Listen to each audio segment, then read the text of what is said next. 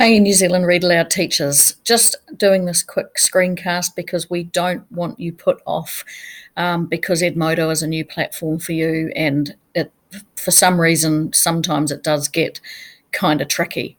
But I'm doing this screencast to just show you how to open your own Edmodo class before you join the New Zealand Read Aloud class that your team leader might open. We want you to do this for two reasons. Firstly, if you and your children sign up to the New Zealand Read Aloud class that your team leader has opened before you open your own group, all your kids will be in there under the team leader's school. We want you in there under your school. So to do that, we need you to open your own class first. The second reason is also really important, I think, as well. It gives you a way for your kids to practice posting and replying in Edmodo before they actually get into the Read Aloud group and do this in that sort of more public forum. So that's why it's really important that you open your own Edmodo class for your own kids first. Easy as to do. Get started as a teacher, sign up with Google in under whatever account you are going to use. It'll take you straight away to the Edmodo homepage, which will come up any minute. Ta-da! No. Ta-da! Okay, so your page will probably not look like this. It may not have this. Actually, I'll get rid of that, make it easier. Okay, so nice clean homepage. And from here, really easy.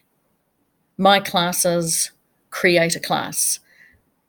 Click on that and away you go. Remembering that this is a class for your own class at your own school to practice. So a title, just a quick description. Always do that. I'm going to select range because I've got a range of levels in my class. You can just tick whichever one it is for you. The subject, I use language arts, sub-subject reading, change the color if you want to, and now you've created your own class for your own kids. It'll come up with this. I'll get rid of that just so I can explain a few things. So this is your class discussion platform now for your kids. It's private unless you give this code to anyone else.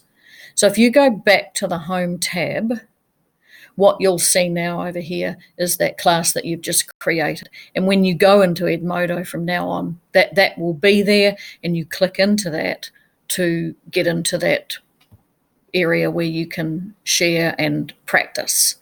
So from here, what you want to do is put that code there on the whiteboard, and when the kids, edmodo.com, and they get to that sign up page and they go in as a student, they should get an option to put in that code. And when they do that, they'll get straight into your class here where they're ready to go to start having a practice,